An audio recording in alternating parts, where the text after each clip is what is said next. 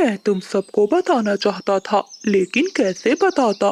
एक कमरे में हम सब कैसे रहेंगे? भैया, अगर भाभी आपसे सच्चा प्यार करती हैं, तो वो इस घर में आने से मना नहीं करेंगी। हाँ भैया, जो भी है आप उन्हें सच बता दीजिएगा। और अगर सच जानकर उसने मुझे छोड़ दिया तो? मैं उसे बहुत प्यार करता हूँ। एक काम करो भैया, आप जाकर उन्हें मिलकर सब बता दो। सच जानने के बाद वो जो भी कहे, आप उसकी बात मान लीजिएगा। तुम पांचों बहुत अच्छी हो। मैं चाहता हूँ और बिजली कभी से बात करता हूँ। बादल कौवा ऐसा कहते हुए घर से निकल जाता है। बादल कौवा बहुत गरीब था। उसके पास एक ही कमरा था, जहाँ वो सौतेली 5 चिड़िया बहनों के साथ रहता था। वो अपनी बहनों से बहुत प्यार करता था। वहीं बादल कौवा एक अमीर कवि को पसंद करता था।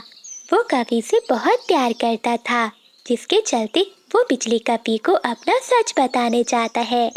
मैं नहीं जानता बिजली कि मेरा सच जानने के बाद तुम क्या करोगी। मैं बहुत गरीब हूँ और मेरे पास एक ही कमरा है।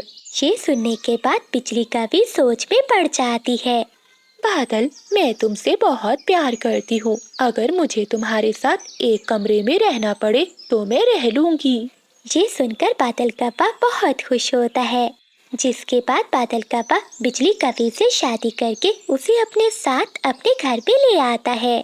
जैसे ही बिजली कवि घर के दरवाजे पर आती है, तो घर के बाहर बादल कौवे की पांचों बहनें अपनी नई भाभी का स्वागत करने के लिए खड़ी होती हैं। 1 2 3 4 5। ए ऊपर वाले, ये मैं क्या देख रही हूँ? इस छोटी सी झोंपड़ी के एक कमरे में अब तुम 5 बहनों और एक भाई के साथ मुझे भी रहना पड़ेगा। भाभी, आप अंदर आ जाओ, इसे अपना घर ही समझो। ये क्या बादल, तुम्हारी 5 बहनें भी हैं? तुमने तो मुझे कभी नहीं बताया। हाँ, ये तो मैं बताना ही भूल गया। माफ करना बिजली, मेरी 5 बहनें हैं। ये मेरे साथ ही रहती हैं। हम इस कमरे में एक साथ भला कैसे रह सकते हैं? तुम खुद ही सोचो बादल, मैं यहाँ नहीं रह सकती। फिर बादल कौवा बिजली कवि को खूब समझाता है, जिसके बाद बिजली कवि मान जाती है और वो घर के अंदर चली जाती है। बादल कवि की बहनें घोंसले के दरमियान में एक पर्दा लटका देती हैं। अरे, ये पर्दा क्यों लगाया है तुमने यहाँ? भाभी, पर्दे के उस साइड पे भैया और आप सो जाना और इस साइड पे हम 5 बहनें सो जाएंगी। बिजली कवि को बहुत गुस्सा आता है और वो चुपचाप घोंसले में जाकर सो जाती है। मेरी तो किस्मत ही फूट गई। मुझे क्या मालूम था कि इसकी 5-5 बहनें भी हैं, वरना मैं कभी भी इससे शादी न करती। हाय हाय, मेरी माँ ने कितना कहा था कि अमीर कौवे से शादी कर लो, मगर मैं ही ना मानी। बादल कौवा तो चुपचाप घोंसले में सो जाता है, लेकिन बिजली कवि को पूरी रात नींद नहीं आती। अगली सुबह बिजली कवि तैयार हो जाती है। क्या हुआ भाभी, आप चुपचाप नजर आ रही हैं? क्या कोई बात है? बिजली कवि अभी कुछ कह ही पाती कि तभी बादल कौवा आ जाता है और वो बिजली कवि से कहता है, बिजली, मुझे आज तुम्हारे पंखों के कड़ी चावल खाने हैं, जैसे तुम पहले अपने घर से बना कर लाई थी। हाँ हाँ, बिल्कुल बना दूंगी। गैस चूल्हा कहाँ है? भाभी, हमारे घर में गैस चूल्हा तो नहीं है, ये मिट्टी का चूल्हा है। हम सब इसी पर ही भोजन बनाते हैं, आप भी इसी पर बना लो। ये देखकर बिजली कवि हैरान हो जाती है। उसे तो बहुत गुस्सा आ रहा था। वो मिट्टी के चूल्हे पर खाना बनाने की कोशिश करती है, मगर वो कहाँ मिट्टी के चूल्हे पर खाना बना सकती थी। बादल कवि की बहनें बिजली कवि की मदद करती हैं। खाना बनाकर बिजली कवि बादल कवि को देती है। वो भोजन खाता है और काम पर निकल जाता है। चलो अच्छा हुआ, ये अपने काम पर तो गए, लेकिन अब इन 5 की बारी है। इन 5 चिड़ियाओं को झेलना तो बहुत मुश्किल है। अब मैं इन्हें ऐसा सबक सिखाऊंगी कि ये खुद ही घर छोड़कर भाग जाएंगी। बिजली कवि ऐसा ठान लेती है, जिसके बाद वो डंडा उठाती है और अपनी 5 नंदों पर जुल्म करने लगती है। जब बादल कौवा घर से बाहर होता, तो वो अपनी 5 नंदों से काम करवाती, खाना भी बनवाती और सफाई करवाती। जब बादल कौवा घर आता, तो उसके सामने वो रसोई में भोजन बनाती। वो खुद को ऐसे दिखाती जैसे वो खुद सारे काम करती हो। एक दिन मानो चिड़िया अपने घोंसले पे बैठी पढ़ाई कर रही थी। तभी बिजली कवि ऊंचा म्यूजिक लगाकर नाचने लगती है। भाभी, आवाज कम कर दीजिए, मैं पढ़ाई कर रही हूँ। मेरे सामने जुबान चलाती है छोटी चिड़िया, रुक तुझे अभी बताती हूँ। ऐसा कहते हुए बिजली कवि डंडा उठाती है और मानो चिड़िया को मारने लगती है। ये देखकर वो पांचों बहनें डर जाती हैं और डर के मारे वो अपने भाई बादल कवि को कुछ भी नहीं बताती। एक दिन बादल कवि को काम से जल्दी छुट्टी मिल जाती है। आज तो जल्दी छुट्टी मिल गई, आज अपने परिवार के साथ समय बिताऊंगा। ऐसा सोचते हुए बादल कव्वा घर आ जाता है। घर आते ही वो देखता है कि उसकी सारी बहनें काम कर रही हैं, जबकि बिजली कवि उसकी छोटी बहन को डंडे के साथ मार रही है, जिसके कारण छोटी चिड़िया घायल हो जाती है। बादल कव्वा आता है और बिजली कवि को एक जोरदार पंख मारता है और चिल्लाकर कहता है, तुम पागल हो गई हो क्या? क्या कर रही हो मेरी बहन के साथ? क्या तुम उसे जान से मारोगी? बिजली कवि डर जाती है। तभी मानो चिड़िया और उसकी चारों बहनें मिलकर बादल कवि को सारी बात बताती हैं। ये सुनने के बाद बादल कवि को बहुत गुस्सा आता है। मुझे पहले ही समझ जाना चाहिए था कि एक अमीर घर की कवि कैसे इतनी समझदार हो सकती है। तुम तो आज मेरी बहनों को मार ही डालती। तुम्हें तो मेरी बहनों का धन्यवाद करना चाहिए था। अगर मेरी बहनें शादी के लिए ना मानती तो मैं कभी तुमसे शादी ना करता। ये सब सुनने के बाद बिजली कवि को अपनी गलती का एहसास होता है और वो अपने पति और 5 नंदों से माफी मांगती है। मैं तो बस इस घर में अपने पति के साथ ही रहना चाहती थी, इसलिए मैंने इन पर अत्याचार किया। मुझे माफ कर दो बादल, मैं तुमसे बहुत प्यार करती हूँ, मैं कभी ऐसा नहीं करूँगी। बादल भैया, भाभी को माफ कर दीजिए, इसमें उनकी भी कोई गलती नहीं, वो कभी ऐसे छोटे घर में नहीं रही। अब देखना भैया, भाभी हमारे साथ खुशी खुशी रहने लगेंगी। फिर बादल कव्वा बिजली कवि को माफ कर देता है। अरे अरे बिजली, सारा दिन गुजर गया मगर जाल में एक भी मछली नहीं फंसी। हाँ बादल जी, लगता है आज तो किस्मत ही खराब है। वो दोनों बातें कर ही रहे थे कि तभी जाल हिलने लगता है। लगता है बादल कुछ फंस गया है। बादल कव्वा जाल नदी से निकालता है। जाल में एक नन्ही मछली फंसी हुई थी। हो, बिजली, आज तो किस्मत जाग उठी। चाहे शिकार छोटा हो मगर हम किसी को नहीं छोड़ते। नन्ही मछली रोने लगती है, उसकी आंखों से आंसू टपकने लगते हैं। ऐसे लगता था जैसे वो जिंदगी की भीख मांग रही हो। उसी समय मानो चिड़िया भोजन लेकर अपने घर की ओर जा रही थी। जब वो ये देखती है तो वहाँ आती है। कब्बो, तुम इतने लालची तो थे मगर अब इतने बेरहम कैसे बन गए हो? बेचारी नन्ही सी छोटी जान है, इसे छोड़ दो, भला इसे पकड़कर तुम्हें क्या मिल जाएगा? अच्छा चिड़िया, क्या तुम्हें नहीं मालूम, महारानी चील को मछलियाँ बहुत पसंद हैं। देखना, वो हमें इसके बदले में ढेर सारा भोजन देगी। मानो चिड़िया के दिल में रहम आ जाता है। वो अपना भोजन उन कब्बों को दे देती है। ये लो, ये भोजन तुम ले लो, लेकिन इस नन्ही मछली को आजाद कर दो। अच्छा, अगर हम इसे तुम्हें दे दें तो यही थोड़ा सा भोजन मिलेगा, और अगर चील महारानी को देंगे तो बहुत सारा भोजन मिलेगा। बिजली, रहम करो, इस छोटी मछली पर रहम करो। तुम चिंता नहीं करो, मैं तुम्हें कल भी भोजन ला दूंगी। फिर बिजली कवि और बादल कव्वा मान जाते हैं। वो जाल में से मछली को आजाद कर देते हैं। मानो चिड़िया भी अपने घर की ओर खुशी खुशी चली जाती है। था क्या हुआ बादल, तुम्हें नींद क्यों नहीं आ रही? नींद कैसे आएगी? पता है आज मुझे भूरे ने क्या बताया? अब क्या बता दिया है उस भूरे ने तुम्हें? उसने कहा है कि पास के जंगल में एक चूहा रहता है।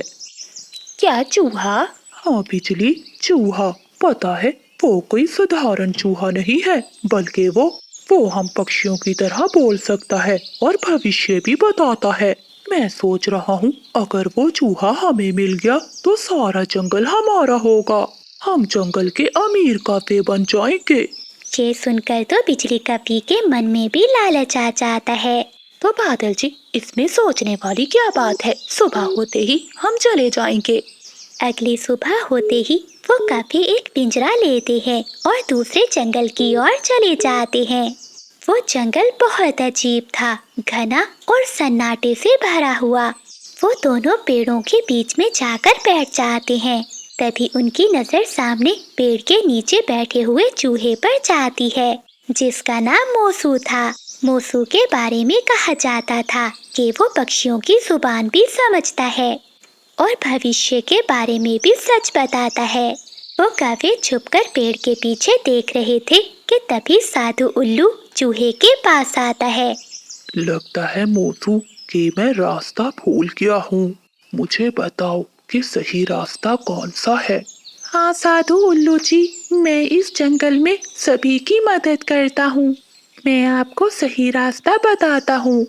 बिजली और बादल ये देखकर बहुत हैरान थे। बिजली, देखा, ये चूहा तो सच में पक्षियों की भाषा में बात कर रहा है। अगर ये बातें कर सकता है तो भविष्य भी देख सकता होगा। मैं इसे पकड़कर बाजार में बेच दूंगा। जाते हुए साधु उल्लू चूहे के कान में कुछ बात बताता है और वहां से चला जाता है। साधु उल्लू के जाने के बाद बादल कौवा चूहे को पिंजरे में कैद कर लेता है। देख बे चूहे, अब तो हम कौवों के लिए काम करोगे। तुम हमारे लिए पक्षियों का भविष्य देखोगे और वो हमें बदले में देंगे ढेर सारा भोजन। मोसू बहुत डर जाता है और वो कौवों से कहता है, ठीक है कौवों, लेकिन मेरी भी एक शर्त है। तुम कभी भी अपना भविष्य मुझसे नहीं पूछोगे। अगर तुमने ऐसा किया तो इसका अंजाम बहुत बुरा होगा। हाँ छोटे चूहे, हमें अपना भविष्य नहीं जानना, हम अपनी किस्मत खुद बना लेंगे। ऐसे खुश होते हुए वो कौवे मोसू को अपने जंगल के बाजार में ले जाते हैं। आओ आओ पक्षियों, जो अपना भविष्य जानना चाहता है इस नन्हे मोसू से पूछ लो, वो सब बताएगा। बादल कौवे की आवाज सुनकर जंगल के सभी पक्षी वहां जमा होते हैं। तभी एक कबूतरी कौवे से कहती है, कौवे, मेरे घर से एक बोरी अनाज की गायब हो गई है। मुझे इस चूहे से पूछकर बताओ, क्या वो बोरी मुझे मिल जाएगी? चल बे चूहे, जल्दी से बता, कबूतरी ने क्या पूछा है तुमसे।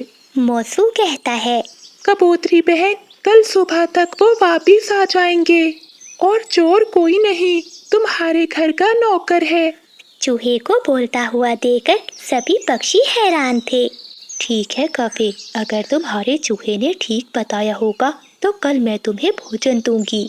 अगली सुबह हो जाती है। कबूतरी भोजन के साथ वहां आती है। कौवो, आपके चूहे ने तो बिल्कुल सच बताया है। मेरी अनाज की बोरी मिल गई है और वो चोर कोई नहीं, मेरे घर का नौकर ही था। ये सुनकर पास खड़े सभी पक्षी हैरान हो जाते हैं और अब कौवों के पास सभी पक्षी बड़ी तादाद में आने लगते हैं। ऐसे ही समय बीतता जाता है। अब तो वो कौवे बहुत अमीर हो गए थे। उन्होंने अपने लिए एक बहुत बड़ा घर बनवाया, नौकर भी रख लिए। पूरे जंगल में और पास के जंगल में अब उनकी ही बातें हो रही थीं। कौवो, अब तो मुझे आजाद कर दो, अब अपना लालच छोड़ दो।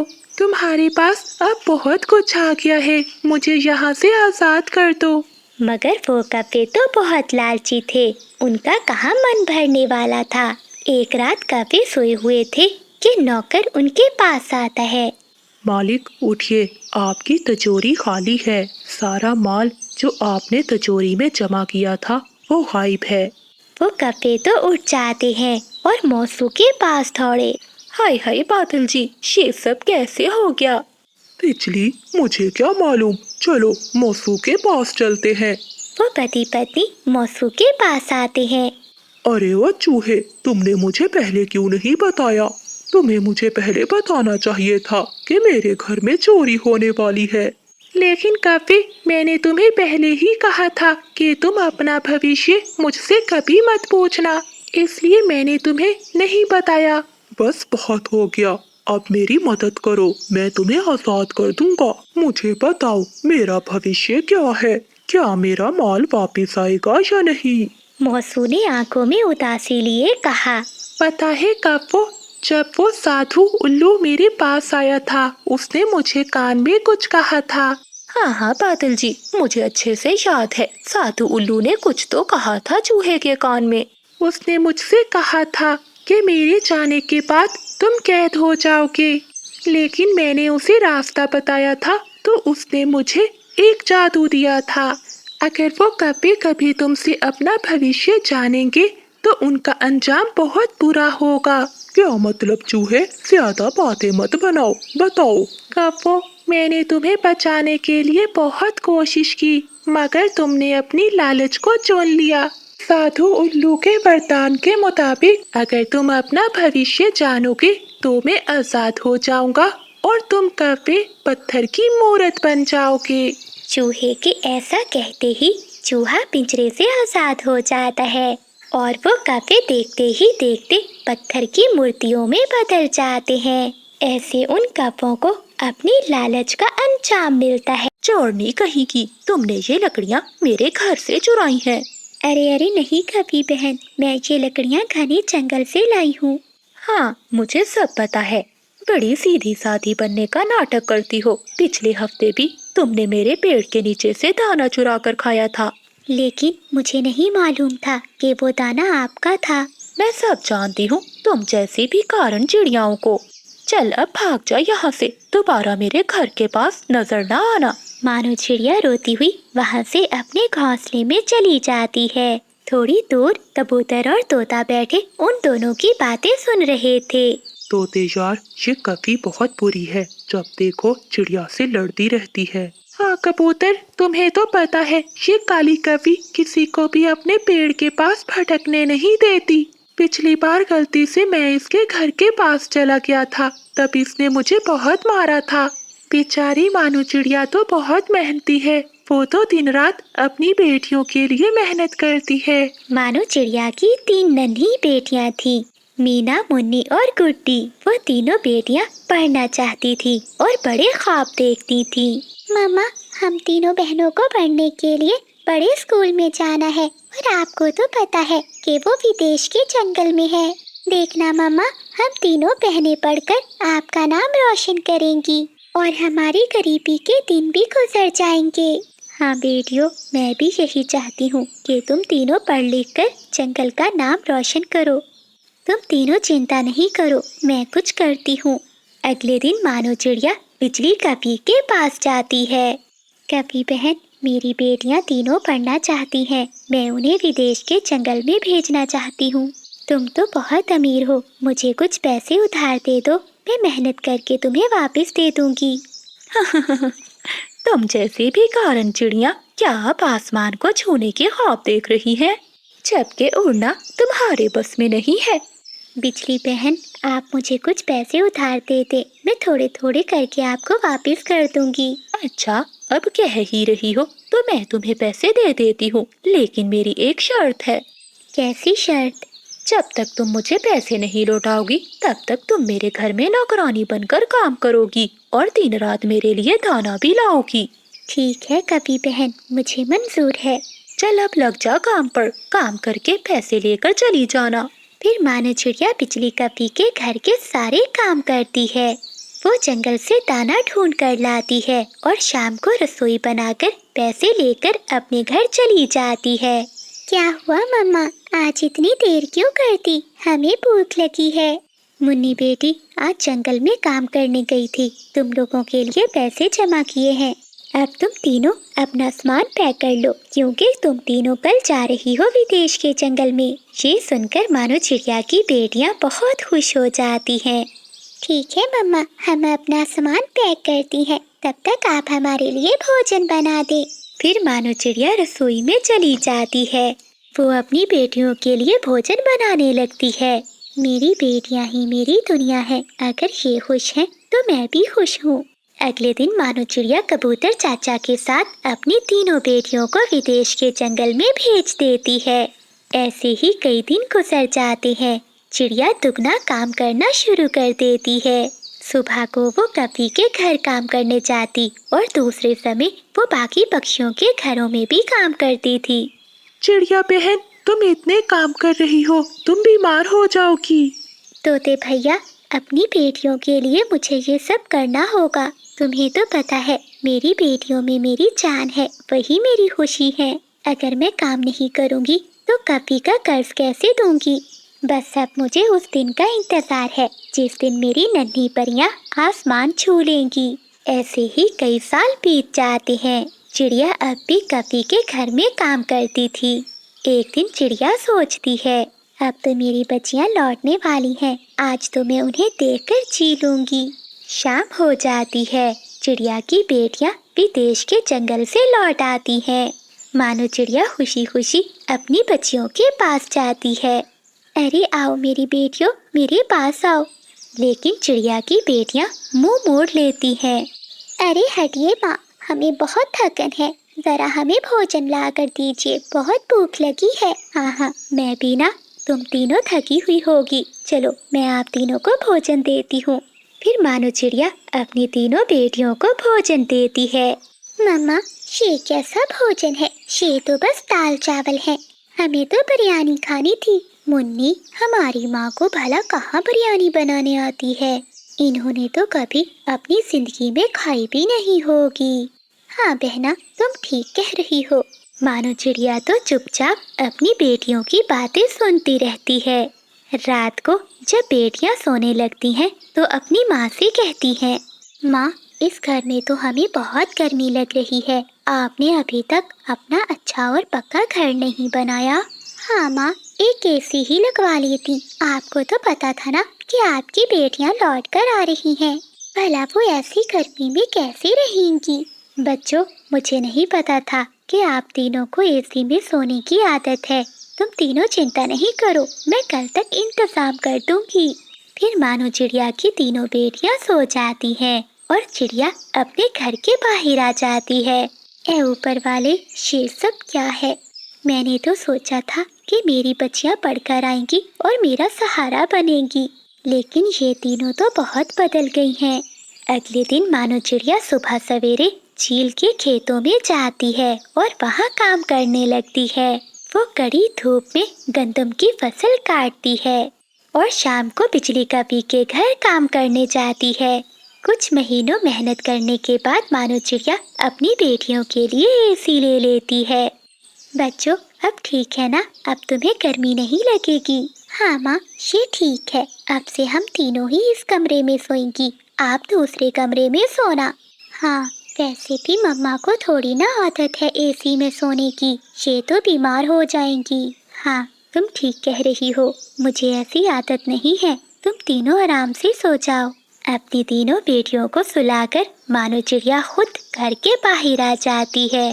मानो चिड़िया की तीनों बेटियां अब नौकरी करने लगी थीं, लेकिन वो अपनी माँ को अपनी तनख्वाह के पैसे नहीं देती थी। माँ, आप भला इन पैसों का क्या करेंगी? वैसे भी आप तो सूखा दाना खाकर भी रह लेंगी, लेकिन हमें बहुत कुछ खरीदना है, इसलिए ये पैसे हम आपको नहीं दे सकते। मानो चिड़िया की आंखों में आंसू आ जाते हैं। वो खामोशी से वहाँ से चली जाती है। रात के अंधेरे में वो एक पेड़ पर जाकर बैठ जाती है। शायद मेरी बेटियां अब बहुत बड़ी हो गई हैं, अब उन्हें मेरी ज़रूरत नहीं रही, मैं ही इनके लिए बोझ बन गई हूँ। तभी वहाँ तोता आ जाता है। चिड़िया बहन, तुम यहाँ अंधेरी रात में क्यों बैठी हो? चलो, तुम्हारी बच्चियाँ तुम्हें ढूंढ रही होंगी। नहीं तोते भैया, अगर उन्हें मेरी ज़रूरत होगी तो वो खुद आ जाएंगी। मानो चिड़िया ऐसे बैठी रो रही थी। तोता वहाँ से चला जाता है और वो मानो चिड़िया की बेटियों के पास जाता है। तुम तीनों को शर्म नहीं आती?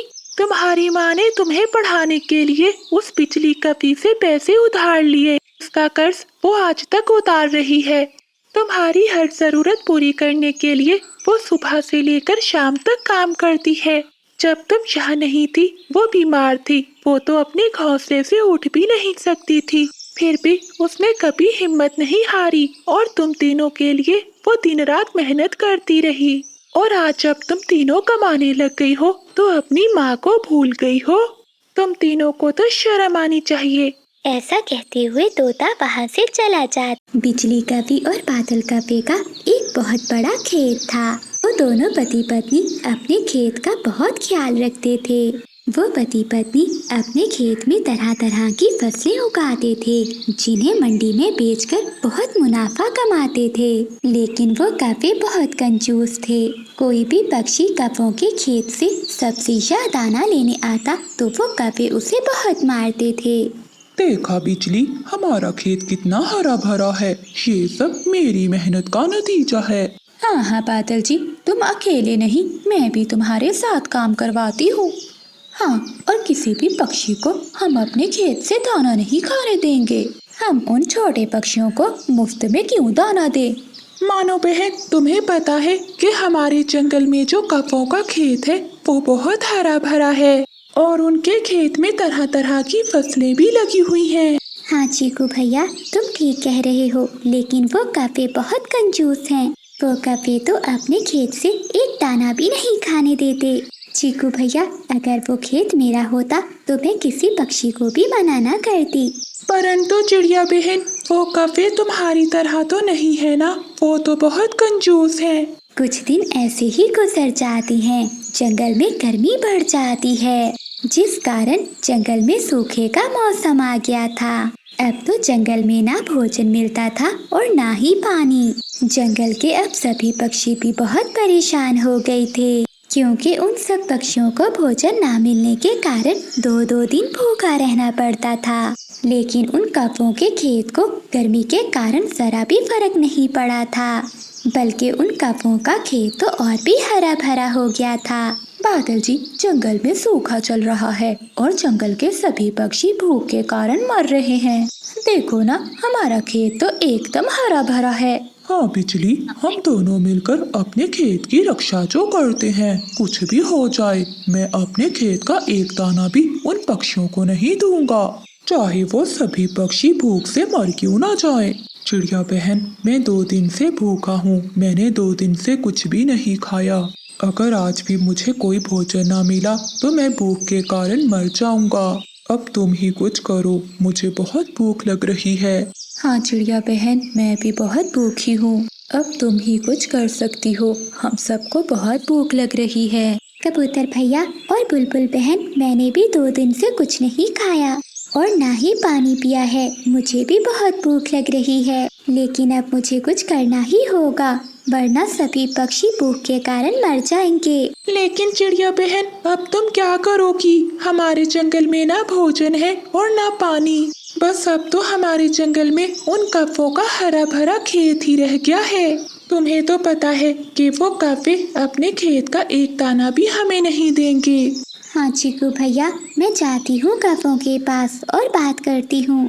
कोशिश करके देख लो मानो बहन, लेकिन मुझे नहीं लगता कि वो कौवे मानेंगे। फिर मानो चिड़िया उन कौवों के खेत में चली जाती है। अरे ओए छोटी चिड़िया, तू हमारे खेत में क्या करने आई है? अगर हमारे खेत से कुछ लेने आई हो तो अभी चली जाओ, क्योंकि हम तुम्हें कुछ भी नहीं देंगे। देखिए बिजली बहन, हमारे जंगल में इस समय बहुत मुश्किल वक्त चल रहा है। जंगल में हर तरफ सूखा ही सूखा है। हम सब पक्षी बहुत परेशान हो गए हैं। हम सब ने तो 2 दिन से कुछ भी नहीं खाया। अगर अब भी हमने कुछ न खाया तो हम सभी पक्षी मर जाएंगे। बिजली बहन और बादल भैया, कृपया करो और हमें थोड़ा भोजन दे दो। वैसे भी कुछ दिनों में तो बारिशें शुरू हो जाएंगी। बारिशों के कारण हमारे जंगल में सूखा भी चला जाएगा। बारिश के बाद तो हमारे जंगल में हर तरफ भोजन ही भोजन होगा। नहीं चिड़िया, तुमने सुना नहीं कि बिजली ने क्या कहा कि हम दोनों तुम्हें अपने खेत से एक दाना भी नहीं देने वाले। अब चली जाओ, वरना मैं और मेरी पत्नी तुम्हें मिलकर मारेंगे।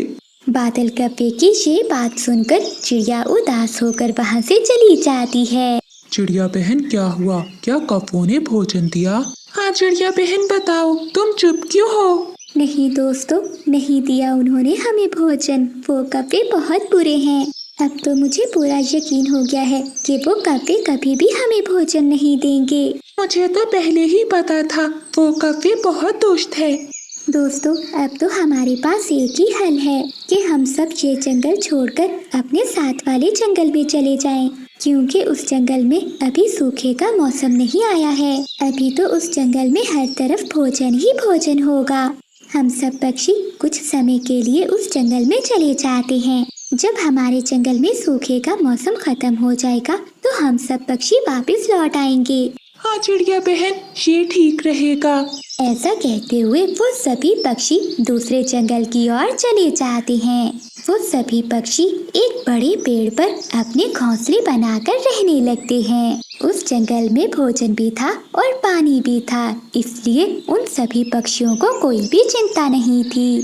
कुछ दिन बीत जाते हैं। दूसरी तरफ जंगल में काले काले बादल आ जाते हैं और तेज बारिश शुरू हो जाती है। वो कौवे तो बारिश को देखकर बहुत खुश हो रहे थे। उन्हें तो ऐसे लग रहा था कि इस बारिश के कारण उनकी फसलें और भी बढ़ जाएंगी। जंगल में बारिश रुकने का नाम नहीं ले रही थी। 2 दिन गुजर गए थे, लेकिन बारिश तो पहले से भी ज्यादा हो रही थी। जंगल में हर तरफ पानी ही पानी था और तो और उन कौवों का खेत भी पूरा पानी से भर गया था। वो कौवे अब बहुत परेशान हो गए थे, क्योंकि उस जंगल में तो हर तरफ पानी ही पानी था। बिजली, ये क्या हो गया? हमारे खेत में तो पानी भर गया है। अब तो हमारी सारी फसल खराब हो गई होगी। ये हमारे साथ क्या हो गया है? वो कौवे तो बहुत परेशान थे। 1-2 दिनों तक बारिश रुक जाती है और जंगल का पानी भी सूख जाता है, लेकिन उन कौवों की फसल तो बिल्कुल ही खराब हो चुकी थी। बादल जी, हमारी फसल तो खराब हो गई है, अब हम क्या खाएंगे? हाँ बिजली, हमने ये फसल कितनी मुश्किलों से लगाई थी। देखो तो एक ही झटके में सारी फसल खराब हो गई। लगता है बिजली, हमने पक्षियों को भोजन देने से मना किया था ना, इसीलिए हमारी फसल खराब हो गई और हमें उसी की सजा मिली है। तेज बारिश में सर पर टोकरी उठाए मम्मा चिड़िया पूरे जंगल में सब्जी बेच रही थी। सब्जी लो सब्जी, ताज़ा ताज़ा सब्जी, आलू टमाटर भिंडी करेला सब लो। सब्जी लो सब्जी। चिड़िया रुको रुको, मुझे 1 किलो हरी मिर्ची देती जाओ। अरे तोती बहन, इतनी मिर्ची का आप क्या करने वाली हैं? चिड़िया, मेरी माँ आई हुई है दूसरे जंगल से। वो मिर्ची का अचार बहुत अच्छा बनाती है, बस इसीलिए मैं अपनी माँ से मिर्ची का अचार बनवा रही हूँ। पूरे जंगल में तुम्हारी सब्जी ही बहुत ताज़ा होती है। हाँ तोती बहन, क्योंकि मैंने अपने खेत में ताज़ा सब्जियाँ उगा रखी हैं। फिर मानो